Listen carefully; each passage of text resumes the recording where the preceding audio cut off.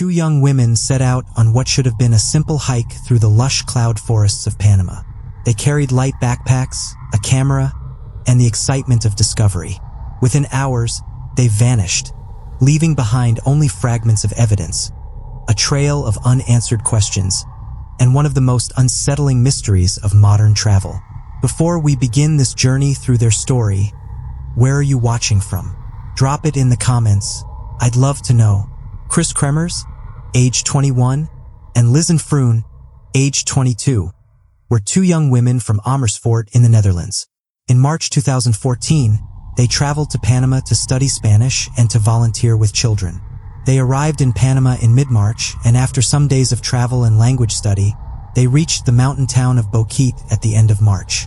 Their volunteer work was scheduled to begin shortly, but their start date was postponed, leaving them with several free days. On April 1st, 2014, they decided to hike the El Pianista Trail, a well-known route that begins at the northern edge of Boquete and ascends through cloud forest. The trail leads to a viewpoint at the Continental Divide, where hikers can see across toward the Caribbean side of Panama. Though the initial section of the trail is marked and relatively straightforward, beyond the viewpoint the terrain becomes unmarked, rugged, and easy to lose orientation in. That afternoon, both of the women's mobile phones registered attempts to dial emergency numbers. Kris's iPhone showed an emergency call attempt around 16:39, which did not go through. Minutes later, Lisanne's Samsung phone recorded a similar unsuccessful attempt. These would be the first in a series of emergency call attempts made over the following days. When the women did not return to Boquete as expected, concerns grew. Their families in the Netherlands and their local hosts in Panama soon realized something was wrong. On April 2nd, friends reported their absence. By April 3rd, authorities had been alerted, and search operations began. Teams of police, firefighters, local residents, and later Dutch investigators joined the effort. The search focused on the El Pianista Trail and extended into surrounding valleys, ravines, and rivers. Despite aerial surveys and extensive ground sweeps, no trace of the women was found in the first weeks. 10 weeks later, in mid-June 2014, members of an indigenous community near the Culebra area found a blue backpack along a riverbank. Inside were items identified as belonging to the missing women: 2 mobile phones, a digital camera, passports, some cash, and personal belongings. The discovery of this backpack marked the first breakthrough in the search since their disappearance. When investigators examined the camera, they found photographs that provided a partial timeline. The images from April 1st showed Kris and Lisanne smiling on the trail and reaching the Continental Divide. Later photos, taken at night on April 8th, showed darkness illuminated by a flash, rocks, vegetation, and at times partial views of the women. These night photos suggested they were still alive a week after their disappearance, though their situation remained unclear. Around the same time, human remains were found in the same river area where the backpack had been discovered. A boot containing a foot, later identified as Lisanne's, was recovered, as well as pelvic bone fragments attributed to Kris. DNA testing confirmed the remains belonged to the 2 missing women. However, the state of the remains made it impossible to determine the exact cause of death. Forensic reports stated that no definitive conclusion could be reached. The Panamanian investigation concluded that the women had likely become lost after passing the official trail endpoint and had died in the wilderness.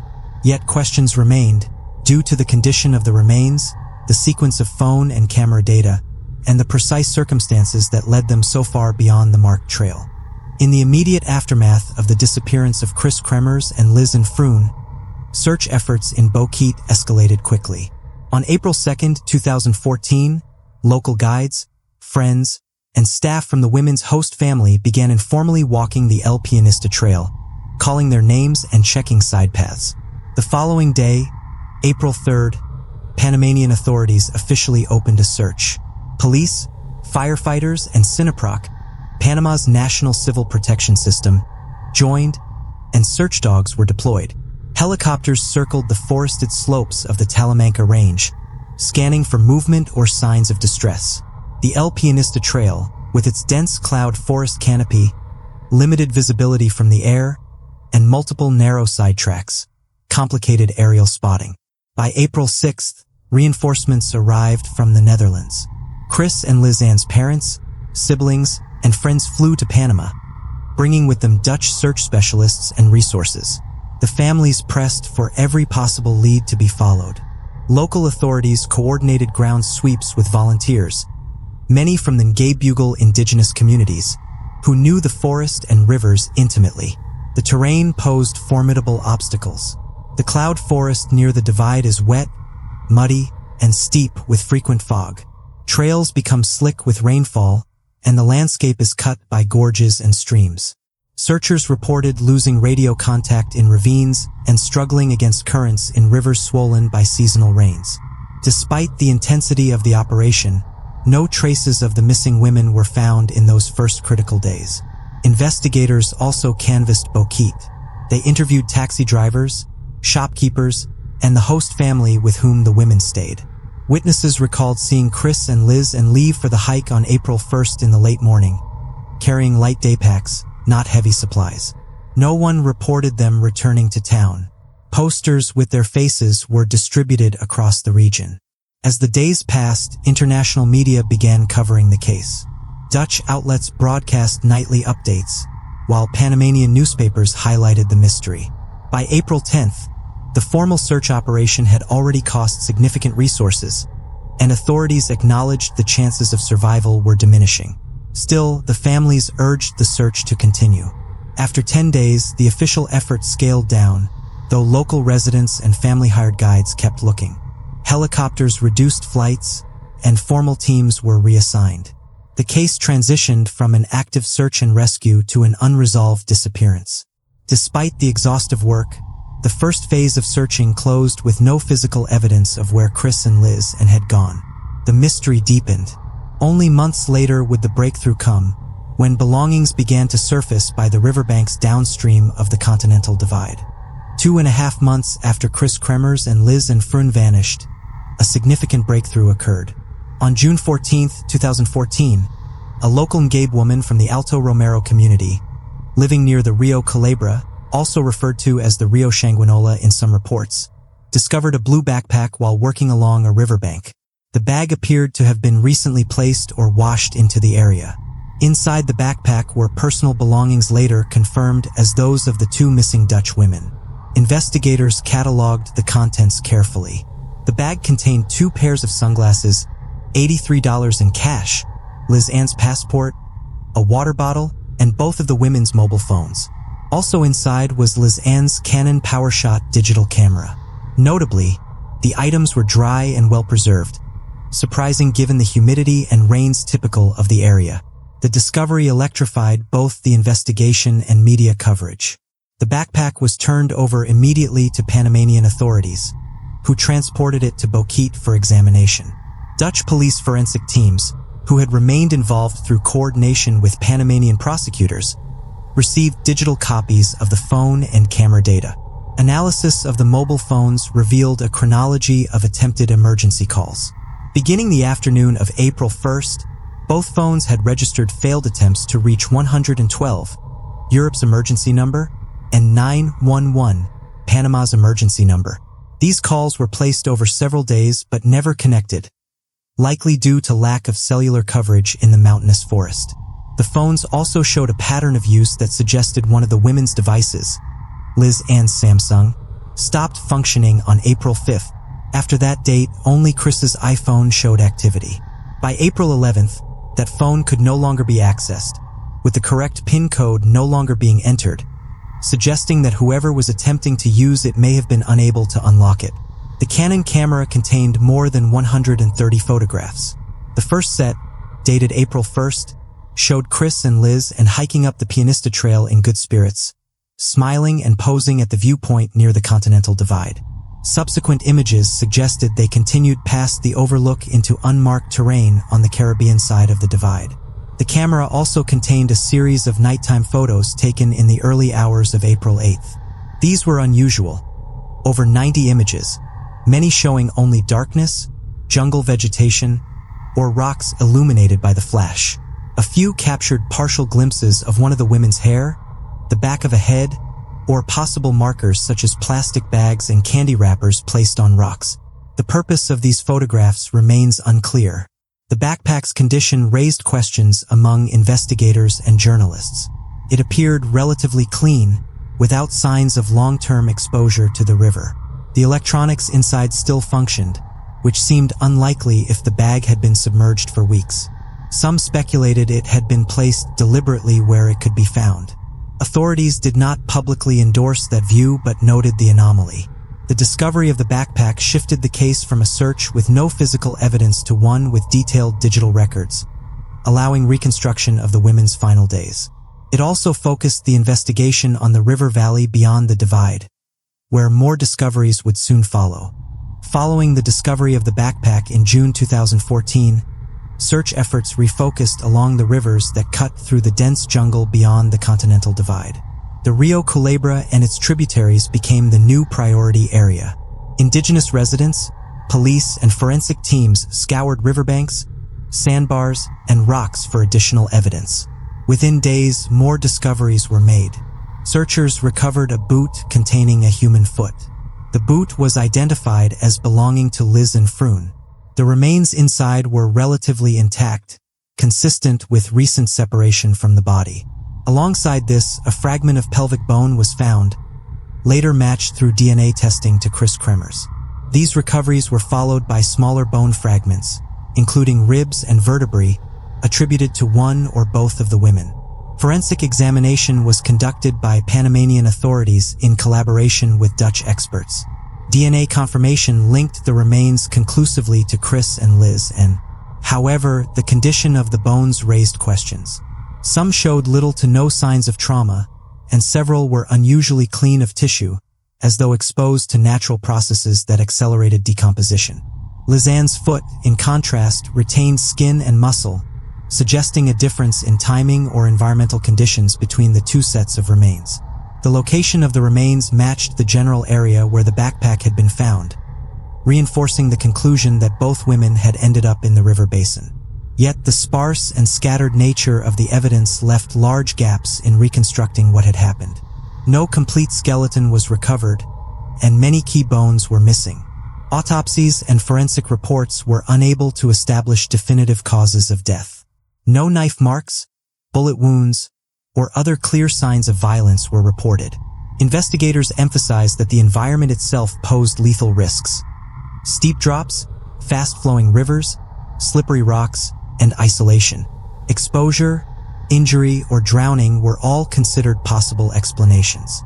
At the same time, Dutch and Panamanian authorities acknowledged the case remained officially unresolved.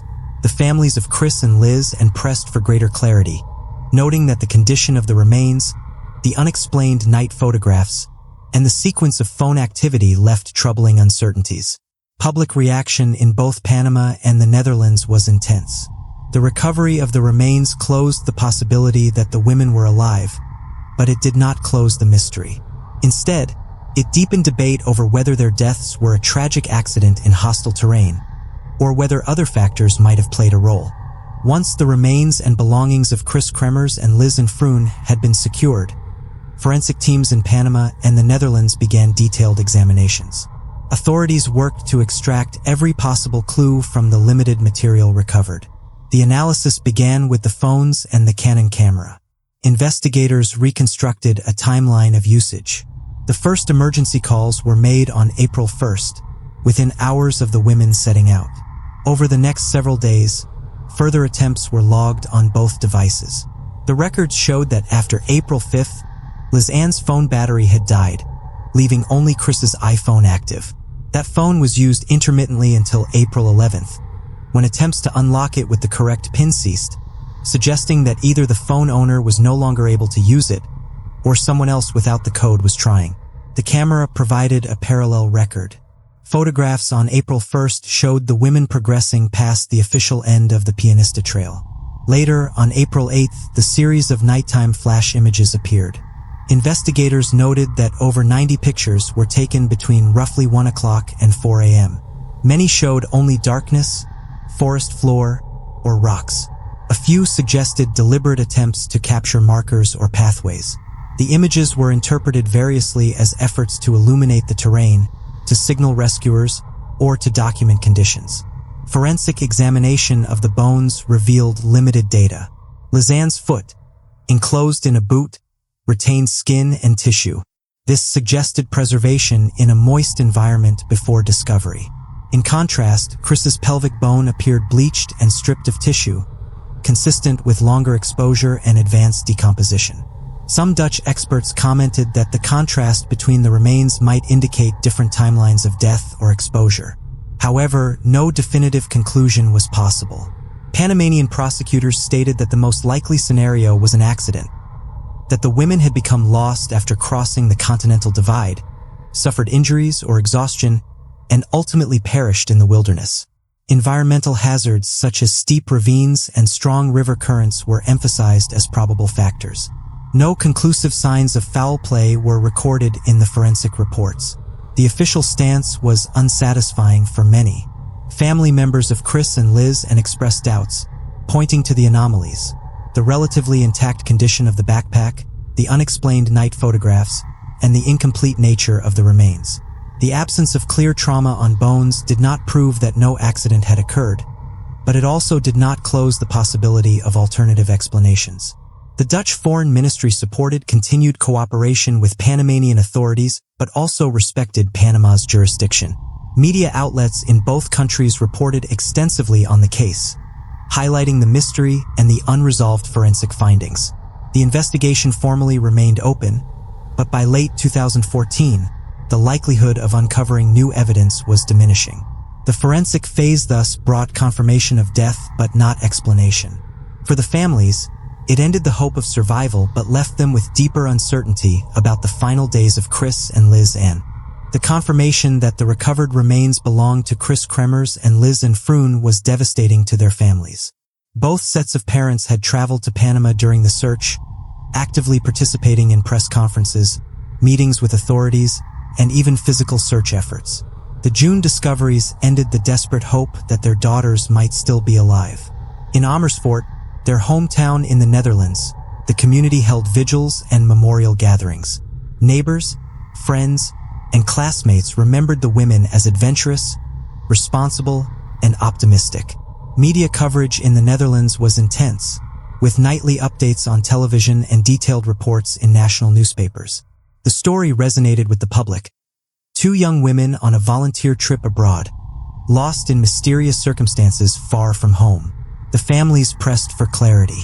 They questioned how the belongings appeared relatively clean and intact despite weeks in the rainforest, and why the phone and camera records suggested survival for days after the initial disappearance without signs of rescue. They asked why more of the remains had not been recovered and whether a more extensive search in the river basin might yield answers. Dutch officials remained diplomatically cautious. They respected Panamanian jurisdiction but acknowledged the frustrations of the families. The Dutch ambassador in Panama facilitated communication, and Dutch forensic institutes offered technical assistance. Still, the official line from Panama emphasized accident over foul play, and the Dutch government did not publicly contradict this. In Panama, public opinion was divided. Some saw the tragedy as an unfortunate but plausible result of venturing past a marked trail into unforgiving terrain. Others speculated about possible criminal involvement, noting the unusual condition of the evidence. The story became one of the most widely covered cases in the country in 2014, sparking debates about tourism safety, local policing, and the challenges of jungle search operations. The families also criticized the initial search. They argued that the first 10 days were crucial, and better coordination, equipment, or knowledge of the terrain might have saved the women. Local authorities defended their efforts, pointing to the size of the search teams and the dangers of the environment. In the Netherlands, the case generated broader discussions about travel safety for young people abroad. Travel agencies, insurance companies, and government advisories cited the tragedy when addressing risks of hiking in remote areas without guides. Despite grief, both families sought to honor the memory of their daughters. In Amersfoort, memorial services emphasized their spirit of adventure and their commitment to helping others. Friends described Kris and Lisanne as young women eager to make a positive difference. Their story became both a warning and a tribute. Yet beneath the public mourning, unanswered questions lingered. The reactions of the families, the press, and the public kept pressure on Panamanian authorities, ensuring that the case would not quietly fade. Instead, it entered a second phase of international scrutiny, where journalists and independent investigators took up where the official inquiry left off. After the initial shock of the remains discovery and the official statement of probable accident, the case of Kris Kremers and Lisanne Froon remained in the public spotlight. Journalists, documentarians, and independent investigators began combing through every detail that had been released. The most scrutinized material was the digital data. The phone logs and the 133 camera images were analyzed repeatedly by media outlets. Dutch newspapers published breakdowns of the timeline, showing how the emergency call attempts tapered off, and how the final phone usage changed from correct to incorrect PIN entries. The long sequence of nighttime flash photos from April 8th became a focus of speculation. Why had so many been taken in the dark? Were they intended as signals, as attempts to navigate, or as improvised markers? The lack of definitive interpretation kept the debate alive. The backpack's condition also attracted attention. Journalists noted that electronics and documents inside were dry and intact, an unlikely state if the pack had spent weeks exposed to heavy rain or submerged in a river. This observation fueled questions about whether the bag had been deliberately placed where it was eventually found. Panamanian investigators did not confirm or deny that possibility, stating only that the evidence had been recovered as reported by the local finder.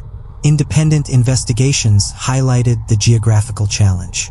Maps of the Pianista Trail and the Continental Divide were reproduced in documentaries and news features, showing how easy it would be for hikers to cross over into the Caribbean drainage without realizing the risks. Terrain descriptions emphasized steep cliffs, muddy slopes, and rivers that could swell unpredictably. Experts noted that even experienced hikers had gone missing in similar conditions. Podcasts and long-form articles delved into the forensic puzzles. The contrasting state of the remains, one foot still partly intact, one pelvic bone bleached and clean, raised hypotheses about different timelines or environmental effects.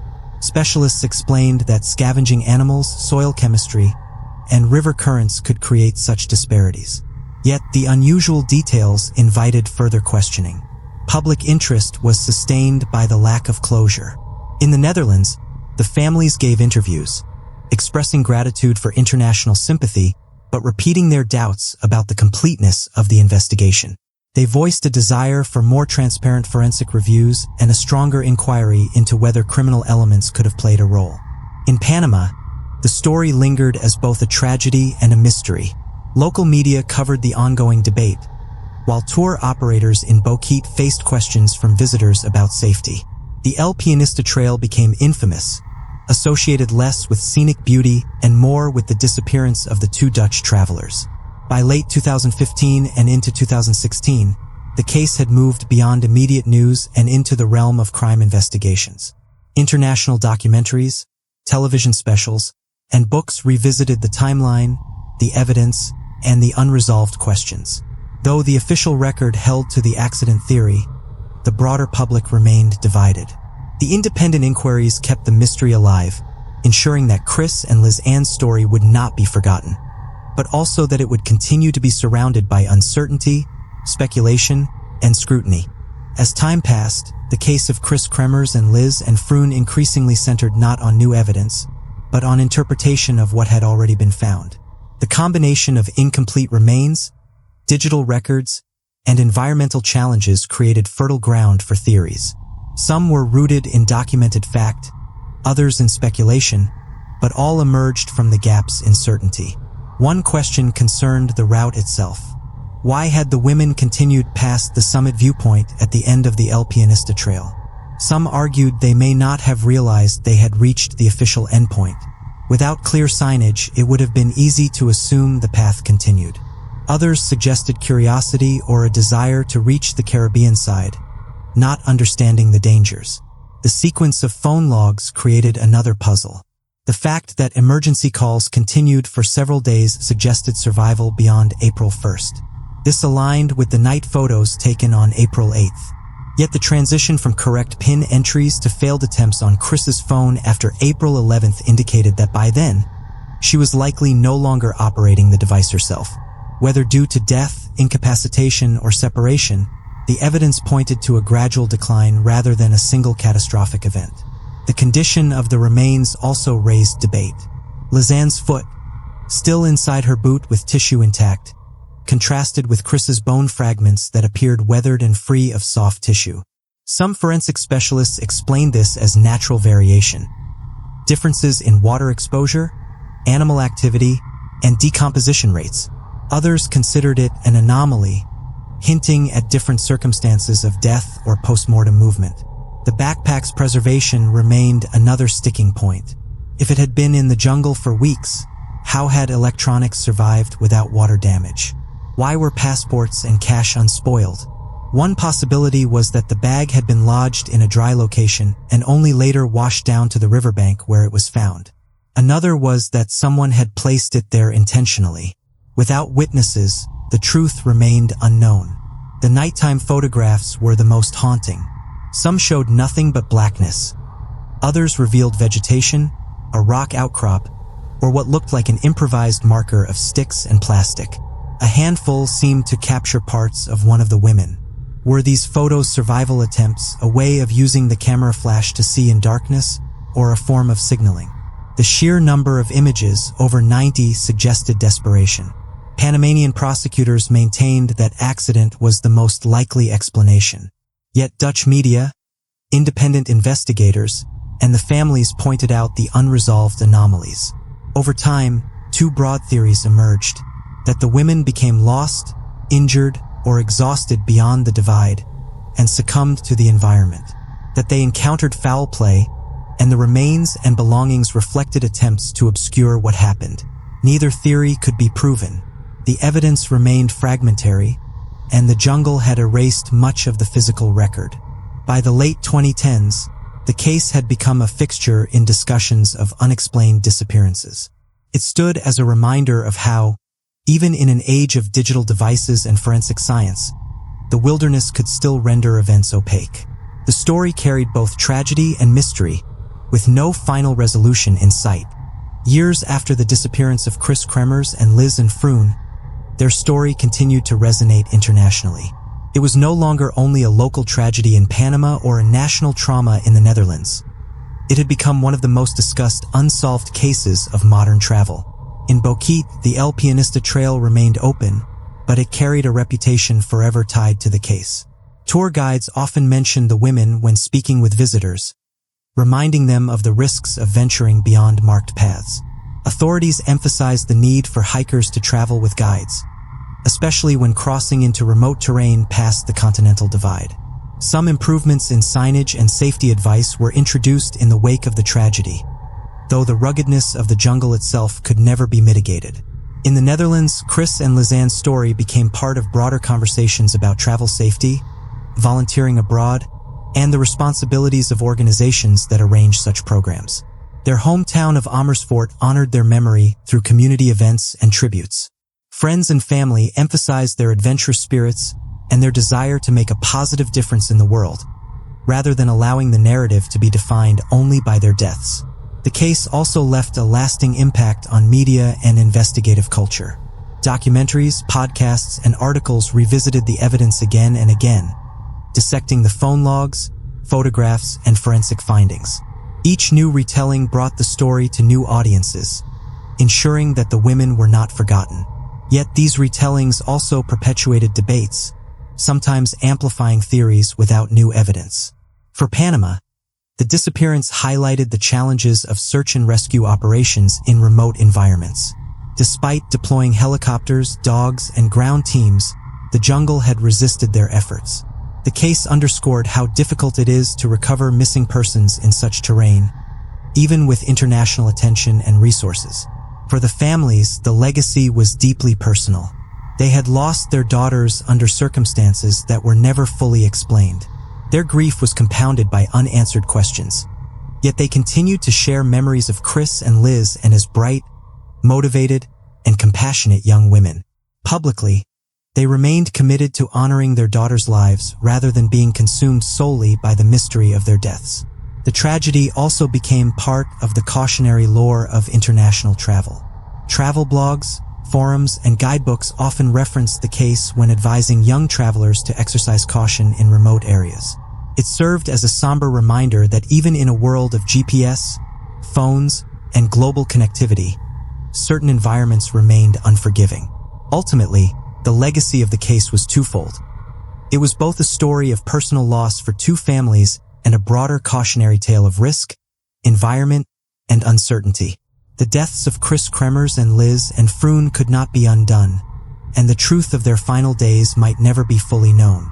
But their story continued to influence conversations about safety, travel, and the limits of human knowledge when faced with nature's vastness.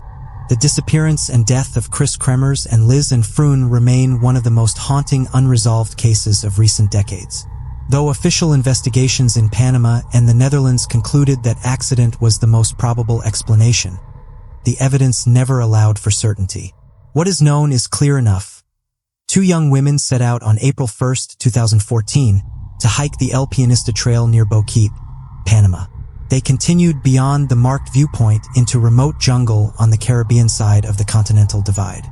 They attempted emergency calls beginning that same afternoon, suggesting they realized something had gone wrong. Over the next several days, their phones registered continued efforts to reach help. By April 8th, photographs showed them alive at night, still deep in the forest. By mid-June, their belongings and partial remains were recovered from the river basin below. What is unknown is just as stark. Why they ventured so far beyond the trail, what precise events led to their deaths, how their belongings remained intact, and why their remains appeared in such different conditions. The lack of complete skeletal recovery, the unexplained series of night photographs, and the phone records leave a puzzle that has never been solved. For Panama, the case became a reminder of the dangers of its cloud forests and rivers. For the Netherlands, it was a national tragedy, claiming two young women who had traveled abroad with hope and optimism. For the families, it was an immeasurable loss, compounded by uncertainty and the absence of final answers. In the years since, the story has continued to circulate in documentaries, podcasts, and books, entering the broader landscape of modern mysteries. It has been studied, debated, and retold countless times, each retelling circling back to the same limited evidence and the same unanswered questions. The deaths of Kris, Kremers, and Liz and Froon remain suspended between tragedy and mystery. They remind us of the fragility of human plans when confronted with nature's scale, and of the limits of even the most determined investigations when evidence is partial and time has passed. When Panamanian authorities finally announced that the disappearance of Kris, Kremers, and Liz and Froon had been the result of an unfortunate accident, many expected the conclusion to end the speculation. After all, the jungle had swallowed them for weeks, and their remains had been found scattered near rivers known for sudden floods and landslides. It seemed like the simplest explanation, but instead of closure, the announcement ignited new rounds of debate. Forensic scientists in the Netherlands, journalists from across the globe, and independent investigators found themselves more unsettled than before. The problem was not the lack of evidence. It was the contradictions within the evidence itself. The remains, the backpack, the phones, and the camera all told fragments of a story. But those fragments did not easily connect into a coherent whole. Each discovery seemed to raise more questions than it answered. The remains were the starkest contradiction. Lisanne's foot, found still encased in her hiking boot, was preserved enough to reveal tendons and bits of skin. Investigators believed the boot may have shielded the foot from immediate decomposition, protecting it from scavengers and the full assault of the tropical climate. Yet Kris's remains painted a dramatically different picture. Her bones, ribs, pelvis, and leg fragments were bare, bleached white, and stripped of all tissue. Some specialists argued that environmental factors could explain this. One body may have been submerged in water or trapped in mud, while the other lay exposed to sun, insects, and acidic soil. Others countered that such radical differences suggested something more disturbing, that the women had died in separate places or at different times, or that their remains had been moved. The discovery of the backpack compounded these suspicions.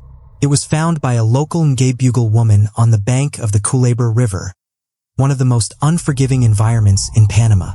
Yet the contents were remarkably intact. Inside were cash, passports, 2 bras, a camera, 2 pairs of sunglasses, and both women's phones, all dry and in good condition.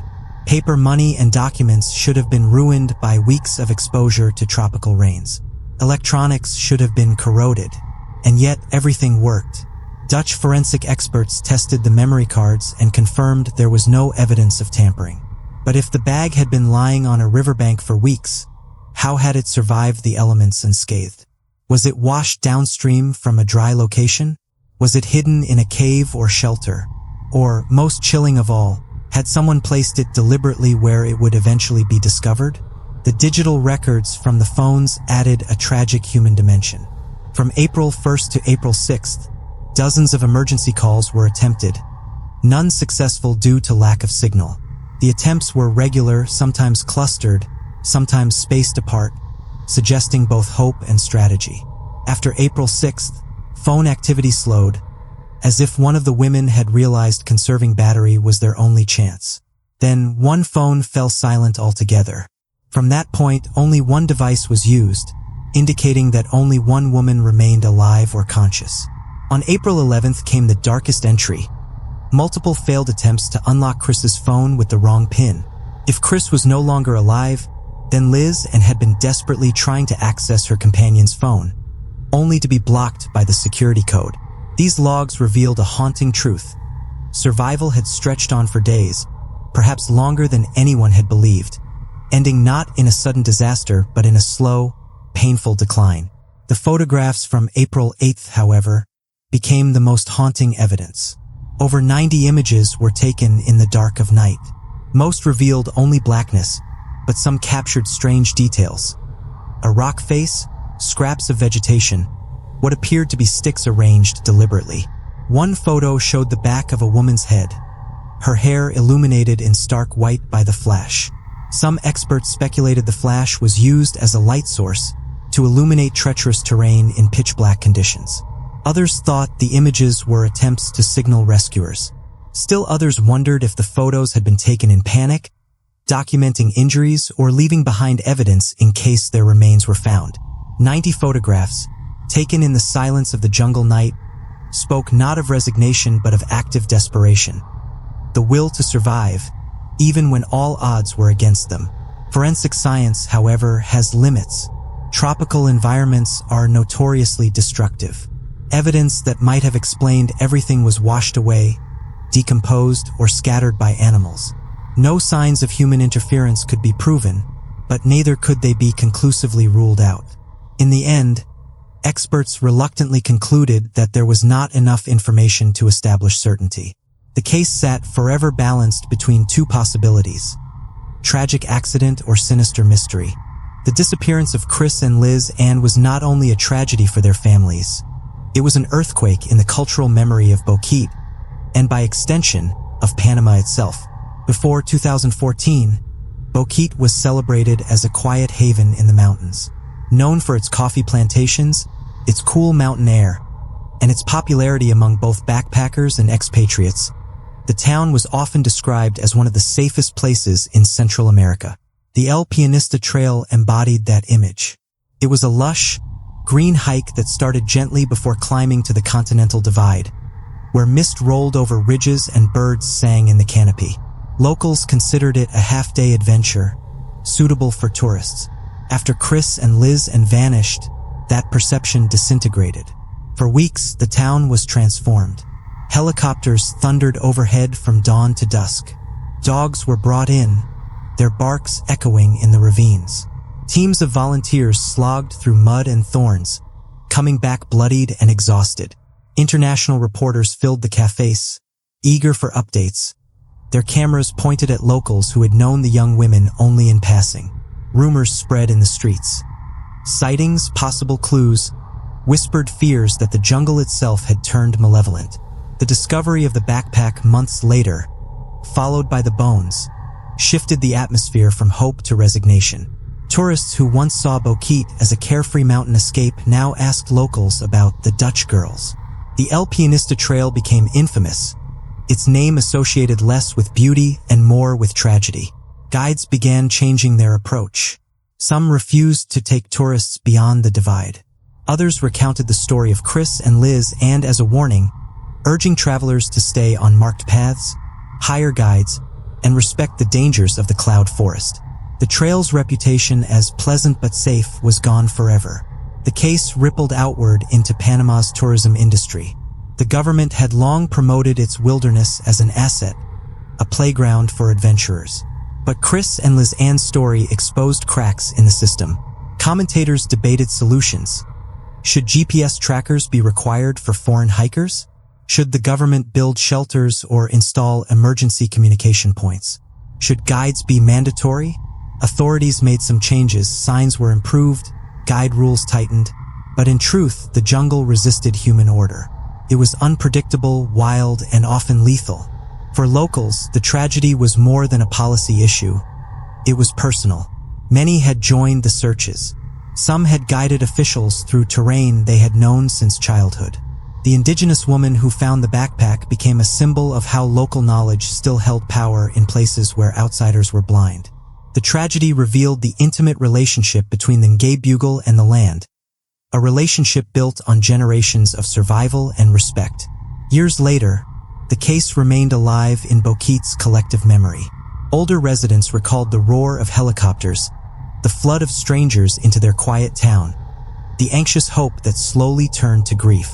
For them, the disappearance was not just an event but a scar etched into the town's identity, one that time had not erased. While Bokit bore the visible scars of the search, the Netherlands bore the invisible scars of grief. In Amersfoort, where Kris and Liz grew up, the news of their deaths fell like a weight on the entire community. Almost immediately, vigils sprang up. Candles glowed on church steps. Flowers piled up at schools and community centers. Neighbors and strangers gathered, some in silence, others in prayer, many simply unable to believe what had happened.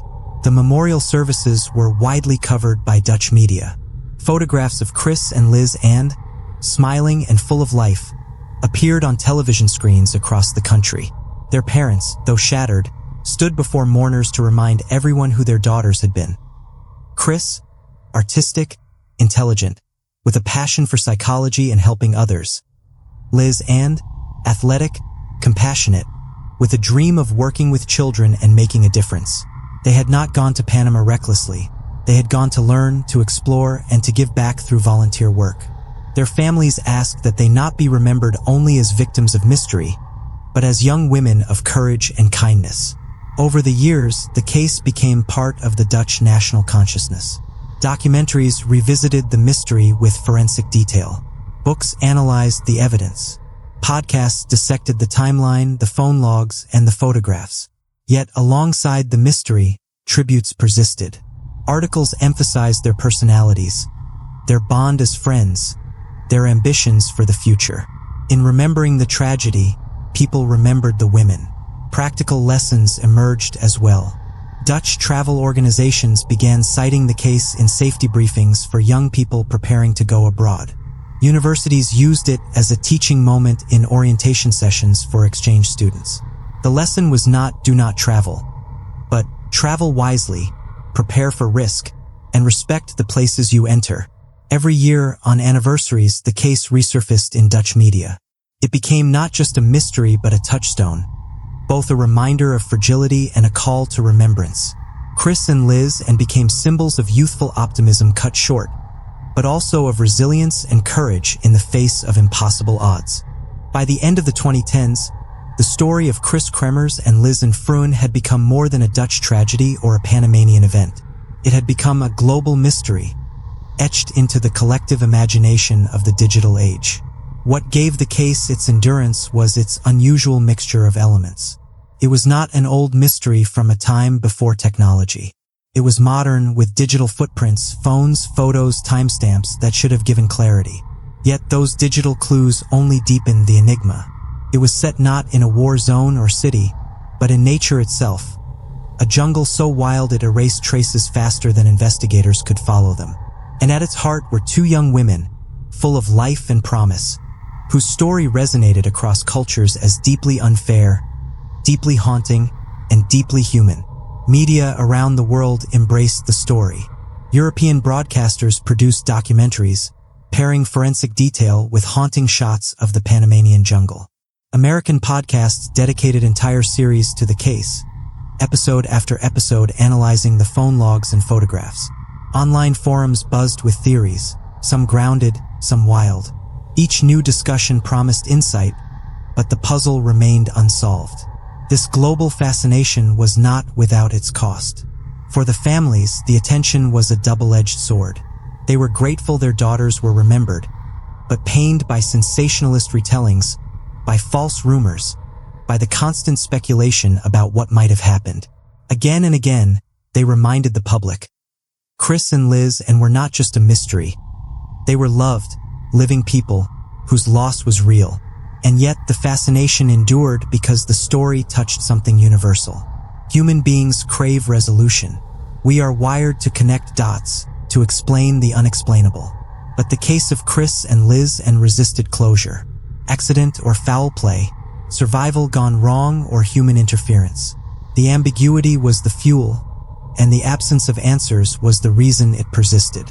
By the 2020s, the case was taught in criminology courses, referenced in travel safety guides, and cited in academic studies of how unsolved mysteries capture collective attention. Kris and Liz had become not only individuals remembered for their courage, but also symbols of the fragility of life, the indifference of nature, and the limits of human knowledge. And so their story endures unfinished. It is remembered not only because of what happened, but because of what remains unknown. The jungle held its secrets, and humanity's need to understand them ensures the mystery continues to echo. The mystery of Kris and Liz may never be fully solved, but the questions it leaves behind remind us why we keep searching. If you want to keep exploring the world's deepest mysteries, darkest histories, and stories that refuse to fade, make sure you subscribe to Eternal Obsidian, where the unknown is never forgotten.